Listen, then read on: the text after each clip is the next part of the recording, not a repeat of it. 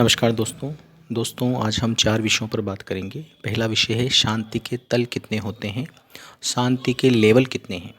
दूसरा विषय हमारा विश्व के सारे युद्ध कायरों ने जीते हैं। और तीसरा विषय हमारा निर्विरोधिता। और चौथा विषय हमारा ड्रग्स एंड स्पिरिचुअलिटी, नशा और आध्यात्म। जो पहला विषय हमारा शांति के लेवल्स, शांति कितने लेवल्स में होती है। हमको जरा सी शांति महसूस हो जाती है तो हम समझते हैं कि हम आध्यात्म के परचम गाड़ दिए हैं, लेकिन ऐसा नहीं है।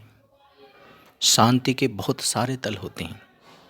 सबसे पहले शांति आपके शरीर में भी नहीं उतरती, मन में भी नहीं उतरती, बस थोड़ा सा एहसास होता है तो ही आप सोचते हो कि मुझे शांति मिल गई है, लेकिन ऐसा नहीं होता। शांति थोड़ी थोड़ी उतरते हुए आपके शरीर में उतरती है, आपके मन में उतरती है। और इस शरीर और मन में शांति का उतरना बहुत दुर्लभ है। जब आपके शरीर और मन में शांति उतर जाती है, समझो आपने बहुत सारा काम कर लिया है। लेकिन तन और मन में शांति उतरने के लिए हमें वर्षों लग जाते हैं। कभी कभी एहसास ज़रूर हो जाता है लोगों को कि उसको शांति उतर गई है तन और मन में, लेकिन वो क्षण मात्र के लिए होती है, वह टेम्परेरी होती है, कुछ समय के लिए होती है। तो ऐसी शांति का तो कोई प्रयोजन है ही नहीं, वह शांति किसी काम की नहीं। लेकिन जब हम परमात्मा से जुड़ते हैं तो धीरे धीरे शांति शरीर के हर अणु परमाणुओं में उतरने लगती है। जैसे ही शरीर के अणु परमाणुओं में उतरती है तो वह शांति हमारे मन में भी पूरी उतर जाती है, क्योंकि शरीर से मन जुड़ा ही है, या कहो कि शरीर ही मन है। तो जब पूरे शरीर में शांति आ जाती है आपके, तो मन भी आपका शांत हो जाता है। फिर आपकी शांति और गहरी होती चली जाती है। सबसे पहले उथली शांति मिलती है, थोड़ा थोड़ा शांति का एहसास आपको। फिर वो शांति गहरी होती चली जाती है और गहरी होती है। उसके बाद शांति आपको बाहर भी प्रतीत होने लगती है, वस्तुओं में, लोगों में। वह शांति आपके वातावरण में शामिल होने लगती है। जो शांति आपको शरीर में एहसास होती है, वह फिर आपके वातावरण में एहसास होने लगती है, आपके इकोसिस्टम का हिस्सा हो जाती है वो शांति। आप जहाँ भी दृष्टि दौड़ाते हो, जहाँ भी महसूस करते हो, वहाँ शांति ही शांति नजर आती है। उसके बाद जब शांति और बढ़ती है, पीस और बढ़ती है, तो ये पीस ब्रह्मांडीय पीस हो जाती है, ब्रह्मांडीय शांति। पूरा ब्रह्मांड आपको शांतिमय लगता है। जब पूरा ब्रह्मांड आपको शांतिमय लगता है तो समझिए कि आपका ब्रह्मांड आपके लिए मुक्त होने जा रहा है। सबसे पहले आपके शरीर और मन को शांति मिलती है, उसके बाद आपके वातावरण को, उसके बाद ब्रह्मांडीय शांति मिलती है। उसके बाद क्या होता है, ब्रह्मांड को भी छेद जाती है शांति, महाब्रह्मांडीय शांति हो जाती है। आपका जो ब्रह्मांड है बहुत छोटा लगने लगता है आपको, आपके घर जितना लगने लगता है। पहले तो आप घर में रहते हो तो घर जितना छोटा लगता है, उतना ही छोटा आपको ब्रह्मांड लगने लगता है। शांति का ऐसा अद्भुत आयाम है कि पूरे ब्रह्मांड को एक घर बना देती है शांति आपका। जहाँ जहाँ शांति महसूस होती है, एक रास्ता आने लगती है आपको। तो छोटा सा ब्रह्मांड आपको दिखने लगता है, फिर उस ब्रह्मांड को चीरते हुए शांति महाब्रह्मांडों की ओर अग्रसर होती है। फिर ऐसे लाखों करोड़ों महाब्रह्मांडों में वह शांति आपको एहसास होने लगती है। शांति यहीं नहीं रुकती, उसके बाद शांति और आगे बढ़ती है और अनंत ब्रह्मांडों की ओर फैल जाती है। फैलाव बढ़ता चला जाता है, रुकता नहीं है। आपको तब भी लगता है कि मुझे पूरी शांति मिल चुकी है, लेकिन वो फैलती चली जाती है और फैलती है। वह केवल बाहर की तरफ ही नहीं फैलती, गहराई में भी और ज़्यादा गहरी होती चली जाती है।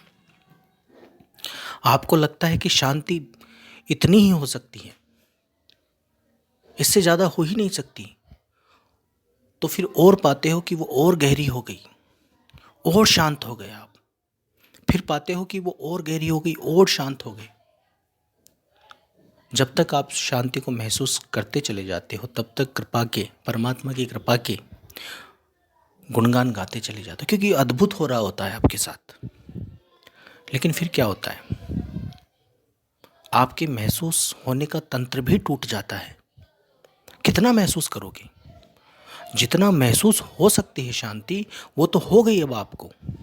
अब उसके बाद शांति इतनी बढ़ गई है कि आप उसको महसूस करने में असमर्थ हैं, महसूस ही नहीं कर पा रहे।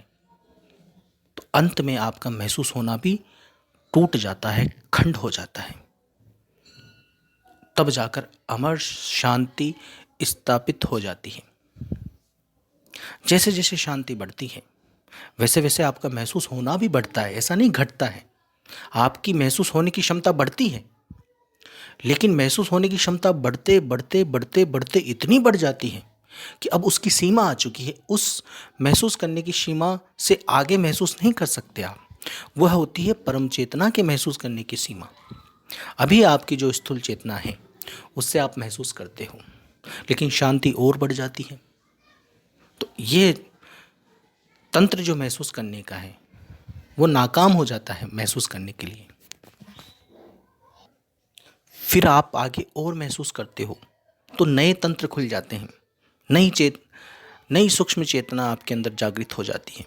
ऐसे करते करते शांति और असीम और गहरी और असीम और गहरी और फैलती चली जाती है, और अंत में परम चेतना के लेवल तक आकर आप शांति को विराटता से एहसास करते हो, और शांति फिर और कई गुना बढ़ जाती है। तब वो एहसास भी आपका खत्म हो जाता है, और जब एहसास खत्म हो जाता है तो समझिए जो अमर शांति स्थापित थी वो हो गई। इस तरह से आप शांति के अनंत लेवल्स को पाते हुए अमर शांति तक आते हो। तो ऐसा नहीं है कि जो अभी थोड़ी सी शांति मिल गई उसमें ही खुश हो जाते हो आप। परमात्मा बड़ा दयालु है, वो एक एक करके सारे आकाश को फाड़ते हुए आपको शांति देता है, ब्रह्मांडों के ब्रह्मांड चीरते हुए शांति देता है। ऐसी दुर्लभ, अतुलनीय, अनंत शांति जब आपको मिलने लगती है, हर रोज उत्तरोत्तर आप पर परमात्मा की दया कृपा होती है। जब अमृत आपको भर भर कर मिल रहा होता है तब आप ये सोचते हो, तब आप में से वो कृतज्ञता, वो अहोभाव निकलता है कि हे प्रभु, ऐसी शांति तो कभी हो ही नहीं सकता मैं महसूस कर सकूं, ऐसा अमृत मैं पी सकूं, हो ही नहीं सकता। फिर जब आप कुछ दिनों बाद देखते हो कि वह अमृत भी कम हो जाता है आपके लिए, उसका रस भी कम हो जाता है, नया रस मिल जाता है आपको, उससे भी कई गुना ज़्यादा, कई लाख गुना ज़्यादा मिल जाता है। आप सोचते हो अरे ये हुआ क्या। इस तरह से परमात्मा आपके एहसास को तोड़ता है, आपके भाव को तोड़ता है, और आपको एहसास के पार ले जाता है, एहसास अतीत भाव के पार ले जाता है, भावातीत बना देता है। स्वयं जो परमात्मा है बनाता नहीं है, कोई बनता नहीं है, बस सारे चीज़ें टूट गई, सारे तंत्र टूट गए, इतनी शांति आपको मिल जाती है। तो हमें छोटी सी शांति से ही खुश नहीं हो जाना है। परमात्मा बड़ा दातार है, उसको परम पूर्ण दातार कहा है। परम पूर्ण दातार है, वो आधा अधूरा नहीं देगा आपको, लेकिन आप थोड़ा सा मिलने लगता है उसी में खुश होने लगते हो, फिर और ज़्यादा मिल जाता है तो तुम पागल होने लगते हो, और ज़्यादा मिल जाता है तो पागलपन की सीमा भी टूट जाती है, फिर और ज़्यादा मिलता है तो क्या करोगे, फिर कौन सा पन लेके आओगे, फिर तो ठहर जाते हो आप, रुकना पड़ता है, मजबूरी है, फिर तो पागलपन से भी काम नहीं चलेगा। तो ऐसी विराटता लाने के लिए आपको अमरता से जुड़ना है। ज्ञानी पंडित विद्वान बनकर काम नहीं चलेगा, ये तो अशांति के द्वार हैं। ज्ञानी बनोगे अशांति मिलेगी, पंडित बनोगे अशांति मिलेगी, गुरु बनोगे अशांति मिलेगी, शिष्य बनोगे अशांति मिलेगी, धन लोगे अशांति मिलेगी, धन दोगे अशांति मिलेगी। ये शांति के द्वार नहीं है। ज्ञान को याद करोगे अशांति मिलेगी, लड़ोगे अशांति मिलेगी, लड़ाका बनोगे, मैं विद्वान नहीं, तेरा ज्ञान झूठा मेरा ज्ञान सच्चा, ये कपटी, ये लालची, ये लोभी। ऐसे व्यक्ति अशांति की ओर बढ़ता है, शांति की ओर नहीं। यह उलट धारा नहीं है संसार से उलट धारा बहुत गहरी है, बहुत प्यारी है, बहुत नेक है। जब हम उसमें उतरते हैं तो उतरते चले जाते हैं और वापस आने का कोई मार्ग नहीं है इसमें। ये रिवर्सिबल है, आप सोचकर भी वापस नहीं आ सकते, क्योंकि आप जितना आगे बढ़ चुके हो वहाँ से आप मिट चुके हो। पदचिन्ह नहीं है इसमें, पीछे द्वार मिटता चला जाता है, रास्ता मिटता चला जाता है। जितना आगे शांति ले चुके हो, अब वो पीछे का पूरा मार्ग खत्म, मिट गए आपके लिए। पीछे आप पैर रख ही नहीं सकते, चाहकर भी नहीं रख सकते, बस बढ़ते ही चले जाओगे। अंत अमरता की ओर ही होगा। यह ज्ञान अमर ज्ञान है, ये ज्ञान नहीं है, ज्ञानातीत विश्राम है। जब आपको शांति पर शांति बढ़ बढ़कर मिलती चली जाए, आपके चक्षु उस अमर प्रकाश को देखकर भी देखने की क्षमता न रख पाए, इसीलिए उसको अंधकार और प्रकाश के पार कहा है। क्योंकि प्रकाश को तो आंखें देख सकती, किसी भी तरह का प्रकाश हो, परम चैतन्य चक्षु तक है हमारे पास, वो खुलते चले जाते हैं, लेकिन वो तो सारे प्रकाशों से पार है। ऐसी असीम शांति। तो जब परमात्मा के विराट सत्ता में आप आते हो, उससे जुड़ते हो, तो फिर सीमा नहीं रहती, सीमा रहित मिलता है जो भी मिलता है। तो शांति के झूठे तलों में मत फंस जाओ।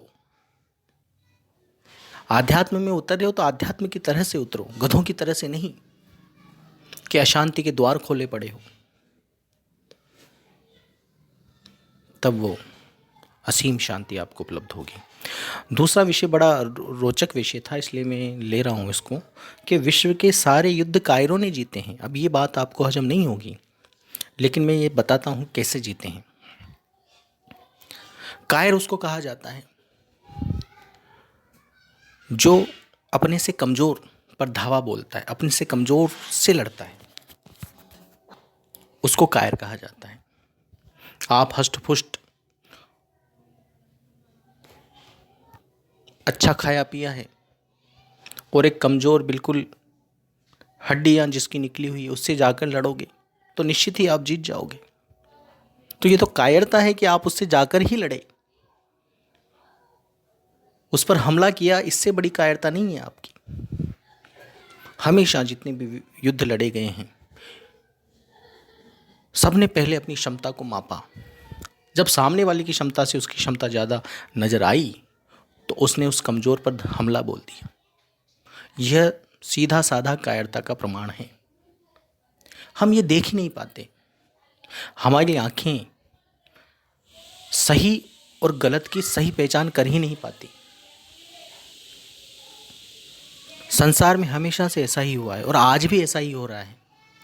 कमज़ोर देश पर मजबूत देश, जिसके पास शक्तियाँ ज़्यादा है, वो हमला कर देती है। वीर हमेशा क्षमा करता है, वीर कभी हमला नहीं करता। इसलिए युद्ध कायर के द्वारा ही लड़े जाते हैं और जीते भी कायर के द्वारा ही जाते हैं। क्योंकि कायर की पहली पहचान है कि वो अपने से कमज़ोर से लड़ेगा और ताकतवर हमेशा अपने से ज़्यादा से लड़ेगा। तो ताकतवर होने के लिए, सही मायने में ताकतवर होने के लिए आपका लड़ाका होना बिल्कुल नहीं बनता, क्योंकि आप अपने ताकतवर से लड़ोगे नहीं और कमज़ोर से भिड़ोगे नहीं। तो ठहराव यहाँ है, वीरता में ठहराव है, कायरता में ठहराव नहीं। पहले के लोग अपने आप को बड़ा ज्ञानी अभिमानी मानते थे, कहते थे मुझसे शास्त्रार्थ करो। किसी को प्रकृति ने अच्छी बुद्धि दे दी थी, उसके पास याद करने की क्षमता ज़्यादा थी, तार्किक विश्लेषण ज़्यादा था, तो वो क्या करते थे, कमज़ोर तार्किक विश्लेषण वाले से, कमज़ोर जानने वाले से भिड़ जाते थे शास्त्रार्थ के रूप में और उसको हरा देते थे। तो कहते थे मेरा ज्ञान बड़ा है, बल्कि ज्ञान बड़ा नहीं है, उसकी याददाश्त और उसकी विश्लेषण क्षमता ज़्यादा थी। अब उसने सच कहा या झूठ ये किसी को पता नहीं। सामने वाले जो श्रोतागण थे वह भी उससे कमज़ोर थे, इसलिए वह भी नहीं समझ पाते थे। तो जिन जिन ने भी शास्त्रार्थ किया वह सब, और आज भी जो शास्त्रार्थ कर रहे हैं वह सब कायर हैं, क्योंकि वीर तो क्षमा करता है। वीर को अपने अंदर पता है कि ये कमज़ोर है, इससे क्या लड़ना। जो बहुत बड़े लाव लश्कर लेकर चल रहा है, जिसके पीछे बहुत सारे सैनिक हैं, खुद भी बड़ा बलिष्ठ है, हथियारों से सुसज्जित हैं, और सामने कोई बिल्कुल कमज़ोर सा व्यक्ति आकर उसको गाली निकालने लगे, तो कायर होगा वो तो मार देगा उसको। क्योंकि इससे बड़ी कायरता क्या है कि कोई एक कमज़ोर सा व्यक्ति आकर आपको गाली निकाले और आप अपने लाव लश्कर लेकर, जो सुसज्जित हथियार लेकर चल रहे हो, उसका इस्तेमाल करके उसको मार दो। इससे बड़ी कायरता क्या हो सकती है। और वीरता इसमें है कि उन्हीं जो लाव लश्कर लेकर आ रहे हो, उन्हीं हथियारों का इस्तेमाल करके उसको अलग सेफ जगह रख दी जाए और उसको क्षमा कर दिया जाए। यह है वीरता। वीर व्यक्ति इतिहास में देखे ही नहीं गए, होंगे एक दो, बाकी सारे इतिहास कायरों से भरे पड़े हैं। कमज़ोरों पर सबने आक्रमण किया है, किसी ने अपने से ज़्यादा ताकतवर पर आक्रमण किया ही नहीं। चाहे जिस दृष्टि से देख लो, चाहे ज्ञानी जो अपने आप को ज़्यादा ज्ञानी समझते थे, उन्होंने कमज़ोर ज्ञानियों से लड़े। क्योंकि वीरता इसमें है कि आप माफ़ कर दो, लड़ो नहीं। और जो असली संतत्व लेकर चलते हैं वो शास्त्रार्थ को विराम देते हैं, उनके अंदर ठहराव है, क्योंकि उनको पता है ज्ञान अशांति का द्वार है, लड़ना अशांति का द्वार है। तो जितने भी लोग और जितनी भी कहानियाँ आपने शास्त्रार्थों की सुनी हैं वो सब कायरता की कहानियाँ हैं। निश्चित ही दोनों में, जो दोनों लड़ रहे हैं, दोनों में कहीं ना कहीं अहंकार था।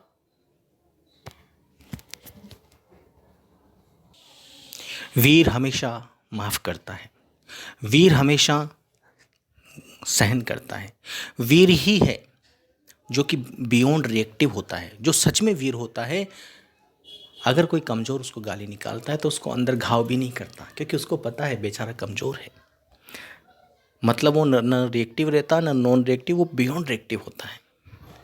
उस पर असर नहीं करती चीज़ें, वीर पर असर करती हैं चीज़ें कायर पर।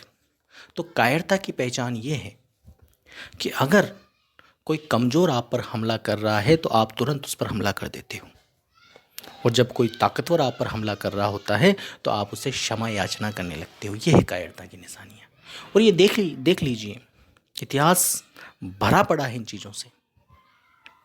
जितने भी कायर हुए हैं या तो उन्होंने क्षमा याचना की है या उन्होंने युद्ध जीते हैं। क्योंकि युद्ध इसलिए जीत लिए उन्होंने क्योंकि कमज़ोर पर आक्रमण किया, और इस क्षमा याचना इसलिए कर ली उन्होंने क्योंकि उनको लगा कि आक्रमणकर्ता उनसे ज़्यादा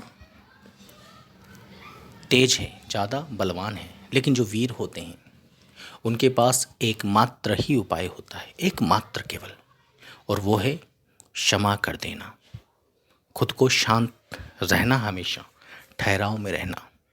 परम वीर की निशानी यही है जो सदा ठहराव में रहे, सदा शांत रहे, बियॉन्ड रिएक्टिव रहे। इसके अलावा जितने भी लोग हैं, न वो आध्यात्मिक हैं न सांसारिक हैं, पूर्ण कायर हैं। तीसरा विषय हमारा निर्विरोधिता। विरोध, किसी भी चीज़ का विरोध एक जीव अवस्था है, ये परम अकर्ता अवस्था नहीं है। आप या तो किसी चीज़ का विरोध कर सकते हो या किसी चीज़ का विरोध नहीं कर सकते। विरोध तब करते हो जब आपको लगता है कि आप विरोध कर सकते हो, आपकी मानस स्थिति ऐसी हो जिससे आपको लगे कि ये जो सामने वाला गलत है, तो आप विरोध करते हो। और जब किसी विषय से आपका कोई मतलब ही नहीं होता तब आप वहाँ विरोध नहीं करते हो। जब आप जानते ही नहीं हो तो विरोध नहीं करते हो। कुछ चीज़ें ऐसी होती हैं जिनको जानते हुए भी आप विरोध नहीं करते हो। क्यों नहीं करते हो? क्योंकि आप विरोध करने की क्षमता में अपने आप को कमज़ोर पाते हो। लेकिन दोनों ही अवस्थाएं, चाहे विरोध करो चाहे विरोध नहीं करो, ये जीव अवस्थाएं हैं। इसमें जीव परेशान ही रहता है, विरोध करके भी परेशान रहता है, विरोध नहीं करके भी परेशान रहता है। लेकिन जो निर्विरोधिता है वह एक आधार की ही हो सकती है। जितना बड़ा आधार उतना बड़ा निर्विरोध। जैसे धरती है, धरती ने आधार दिया है, अब उस पर पापी भी खेल रहे हैं, पुण्य भी खेल रहे हैं, इस पर संहार भी हो रहे हैं, इस पे कंस्ट्रक्शन भी हो रहे हैं, अच्छी चीज़ें बन भी रही हैं, बिगड़ भी रही हैं, जीव उत्पन्न भी हो रहे हैं, मर भी रहे हैं, यहाँ गंदगी भी है और अच्छी चीज़ें भी हैं। तो कहने का मतलब ये है, धरती पर कुछ भी हो रहा हो, धरती कोई विरोध नहीं करती, ना ही उसको विरोध नहीं करने में कोई लगाव है। वह एक निर्विरोध अवस्था में है, लेकिन पूर्ण निर्विरोध नहीं है। वह भी अपने गुण अनुसार कभी ना कभी विरोध करती है। जब उसके गुण के विपरीत काम होता है तो विरोध करती है। ऐसे ही वातावरण है, वातावरण, पर्यावरण, यह भी एक अविरोध अवस्था में रहते हैं, लेकिन जैसे ही इनके विपरीत काम होने लगता है तो यह भी विरोध करने लगते हैं, प्रत्यक्ष अप्रत्यक्ष रूप से, जो कि हमें दिखाई नहीं देता हो। हमारे पर्यावरण का विरोध, जब पर्यावरण खुद अपना विरोध करता है, वह विरोध हमें कई दशकों और कई शतकों बाद दिखाई देता है। मतलब हर चीज़ विरोध कर रही है, लेकिन जो आधार होता है वह प्रतीत होता है कि विरोध नहीं कर रहा। इसीलिए जो सर्वाधार है, जो अमर आधार है, परमात्मा, वो सदा सबके लिए निर्विरोध है। वह न किसी का विरोध करता, न ही विरोध नहीं करने का जैसा उसका भाव होता। दोनों अवस्थाओं से वो पार होता है, वो सदा निर्विरोध अवस्था में रहता है। तो जो व्यक्ति भी उस निर्विरोध से जुड़कर निर्विरोध अवस्था में आ जाता है, उसमें भी निर्विकारिता और शांति पनपने लगती है। हमें सदा उस निर्विरोध के ही गुणगान करते रहना है, उस निर्विरोध से ही संबंधित बातें करती रहनी है, आध्यात्म से जुड़े रहने के लिए। ऐसा नहीं कि पूरे दिन भर आप निर्विरोध के ही गुणगान कर रहे हो, आप काम धंधा नहीं कर रहे हो। काम धंधा करिए। निर्विरोध का गुणगान का मतलब ये होता है कि आप काम करते हुए भी उसे एहसास कर रहे हो। अपने सारे कार्य करिए, सहजता से सारे काम करिए। जीवन में आगे बड़ी बड़ी ऊंचाइयां हासिल करनी है, वो भी करिए। जो भी करना है आपको सब करिए, बड़े बड़े उद्देश्य भी रखिए, लेकिन उसके साथ निर्विरोध का एहसास हमेशा रहना चाहिए। उस निर्विकार का, उस एक रस का, उस अखंड का एहसास आपके अंदर सदा रहना चाहिए। यही महिमा है, यही उसका साधना है, यही उससे जुड़े रहना है, यही अमरता और उस अमर शांति और शांति के सारे तलों को प्राप्त करने का एकमात्र उपाय है निर्विरोधिता। जब हम आधार से जुड़ते हैं तो आधार की सारी शक्तियाँ हमारे अंदर आने लगती हैं। व्यक्ति जिस तत्व से जुड़ जाता है उस तत्व के गुण उसके अंदर आने लगते हैं, लेकिन जब हम नितत्व से जुड़ते हैं तो नितत्व के अमर गुण, चमत्कारिक गुण हमारे अंदर आने लगते हैं। लेकिन हम हमेशा माया के साथ, इस तत्व व्यवस्था के साथ अनंत जन्मों से रहे हैं। तो ज्ञान सुनने के बाद हम अपने अंदर अहंकार तो लेकर आते हैं कि हम नितत्व से जुड़ गए, लेकिन नहीं जुड़ पाते। तत्व से ही जुड़े रहने की हमारी ललक हमेशा हमको तत्वों से ही जुड़े रखती है। लेकिन होती है, उसकी कृपा जब होती है तो धीरे धीरे हम उससे जुड़ने लगते हैं। इसलिए नितत्व से कभी कंप्लेंट मत कीजिए, जुड़ने का सहजता से कोशिश करते रहें। कंप्लेंट पार नहीं लगाएगी आपको कि तुम उससे कंप्लेंट कर रहे हो। तुम्हारी कंप्लेंट, वो निर्विरोध है, वो क्यों सुनेगा तुम्हारी कंप्लेंट?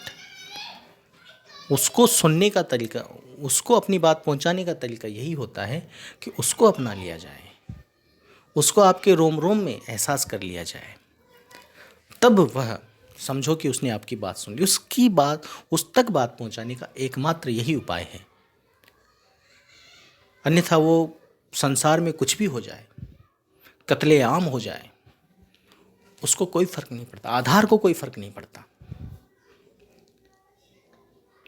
विपदाओं पर विपदाएं आ जाएं, अच्छी से अच्छी चीज़ें हो जाएं, न तो वो अच्छी चीज़ों का स्वागत करता है, न बुरी चीज़ों का विरोध करता है, सदा निर्विरोध अवस्था में रहता है। एक रस, अमर शांत, उसी से जुड़ना होगा, तभी हमारा कल्याण संभव है। चौथा विषय हमारा ड्रग्स एंड स्पिरिचुअलिटी, नशा और आध्यात्म। जीव जब तत्वों से जुड़ा रहता है तो उसको लगता है कहीं ना कहीं कि नशा आध्यात्म में सहयोगी हो जाएगा। इसीलिए आध्यात्म में लोगों ने नशे को बहुत ज़्यादा आगे रखा। कई लोग गांजे के उपयोग की बातें करते हैं, कई लोग कहते हैं कि तंत्र में शराब काम आता है, कई लोग आध्यात्म के नाम पर सिगरेट पीते हैं, पता नहीं कौन कौन से नशे करते हैं। ये सब नशे झूठ हैं। इन नशों को करना चाहिए या नहीं करना चाहिए एक अलग विषय है, लेकिन आध्यात्म का इन नशा से कोई संबंध नहीं है। ये तत्व है और तत्व से कभी नितत्व नहीं मिला करता। नशे से कभी भी आप परमात्मा की प्राप्ति नहीं कर सकते, लेकिन एक काम जरूर हो सकता है कि परमात्मा से जुड़कर जितने भी अवांछनीय चीज़ें हैं आपके जीवन की, जिनकी आपके जीवन को बिल्कुल ज़रूरत नहीं है, वह छूट जाएंगी। चाहे वो नशा हो, चाहे कोई भी किसी भी तरह का खान पान हो, किसी भी तरह का चाल चलन हो, जो भी अवांछनीय है सब छूटते चले जाते हैं। लेकिन नशे के ऊपर जो सबसे इम्पोर्टेंट बात है जो मैं आपको बताना चाह रहा हूँ वो ये है कि जो आपका पूरा जीवन है उसमें जो आपकी दैहिक आनंद है, जो देह से आपको आनंद मिलने वाला है, वह आनंद सबका फिक्स होता है, उसकी मात्रा फिक्स होती है। मतलब जब तक आप जियोगे, जन्म से लेकर मृत्यु तक जितना आपका आनंद है, दैहिक आनंद, देह से जो मिलने वाला आनंद है, उसकी मात्रा फिक्स होती है। अब जैसे ही आप नशों का उपयोग करते हो तो उस आनंद को, उस दैहिक आनंद को आप ज़्यादा लेने लगते हो। तो एक समय ऐसा आता है कि वह आनंद की जो सीमा है, जो आनंद की मात्रा है आपकी पूरे जीवन की, वह जल्दी ही खत्म हो जाती है। फिर आप वह आनंद नेचुरली प्राप्त नहीं कर पाते। जो एक शरीर ने अपने अंदर आनंद जनरेट करने की मशीन जो बना रखी है, वो जितना भी मिलता है, थोड़ा कम ज़्यादा, पूरे जीवन मिलता है, बिना नशे के मिलता है। लेकिन नशे से हम उसको खींचकर कुछ ही समय में लेने लगते हैं। तो फिर ऐसे लोगों के साथ क्या होता है, ऐसे लोग फिर वह जो नेचुरल प्राकृतिक आनंद है उनको, जो उनको थोड़ा सा सहजता में रखता है, थोड़ा सा शांति में रखता है, वह उनको नहीं मिलता बिना नशे के। वो और ज़्यादा चिड़चिड़े हो जाते हैं, उनके ब्लड के अंदर एसिडिटी बढ़ जाती है, उनका ब्लड एसिड हो जाता है और वह बेचैन, डिप्रेशन के शिकार और एक अजीब सी गलत फीलिंग उनके अंदर आना शुरू होने लगती है, क्योंकि वह अब उस नेचुरल आनंद से, उस प्राकृतिक आनंद जो दैहिक आनंद है, उससे दूर जा रहे होते हैं। अब वो उनको उपलब्ध नहीं हो पा रहा, अब उनको नशा चाहिए। अब वो जो नशा करते हैं, उस नशा लेने से जो आनंद मिल रहा है उसकी भी एक निश्चित सीमा है। फिर उनके लिए वो कुछ खास समय के लिए ही, 10 साल, 15 साल, 20 साल, जितनी कम इंटेंसिटी का नशा होता है उतने ज़्यादा साल तक आप नशा कर सकते हो। लेकिन जितनी ज़्यादा इंटेंसिटी का नशा होता है उतने ही कम साल आप नशा कर पाओगे। आपकी बॉडी बहुत कम समय के लिए उस ज़्यादा इंटेंसिव नशे को रेस्पॉन्स करती है। फिर उसके बाद क्या होता है, वो नशा लेने के बावजूद भी आपकी बॉडी उस नशे से प्रेरित आनंद आपको नहीं दे पाती और आपकी बॉडी के जो बहुत ही स्पेसिफिक ऑर्गन्स होते हैं, बहुत ज़रूरी अंग होते हैं, वो फटना, वो ख़राब होना, वो डैमेज होना शुरू हो जाते हैं, जैसे कि किडनी, लीवर, हार्ट, ब्रेन।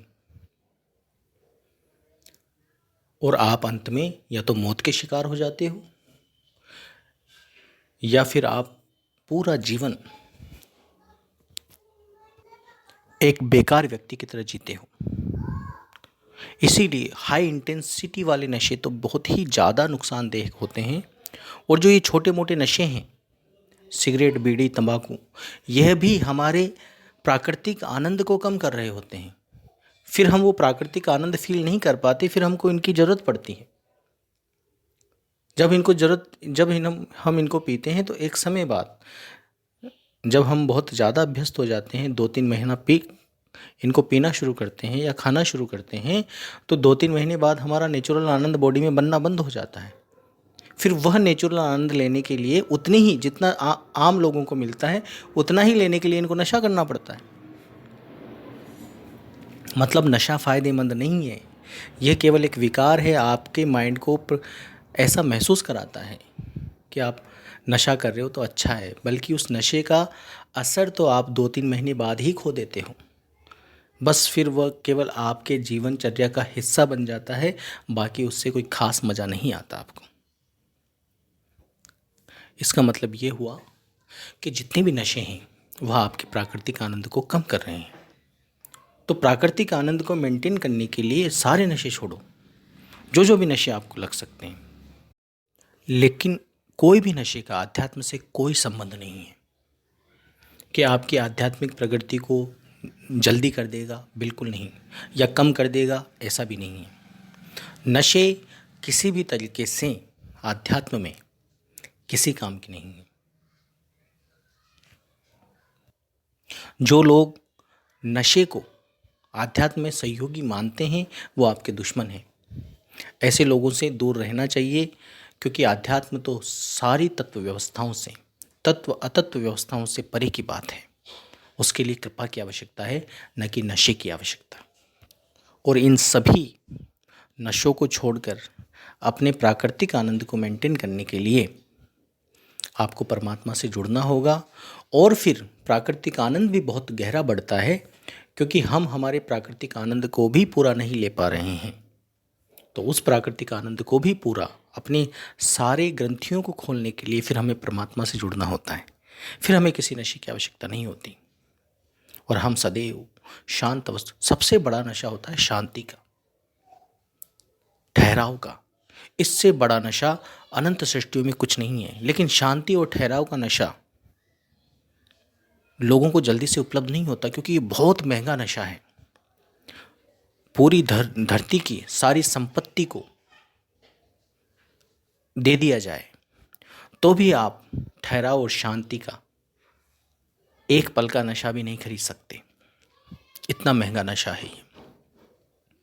तो ठहराव और शांति के नशे को लेने के लिए कृपा की अति अनिवार्यता है।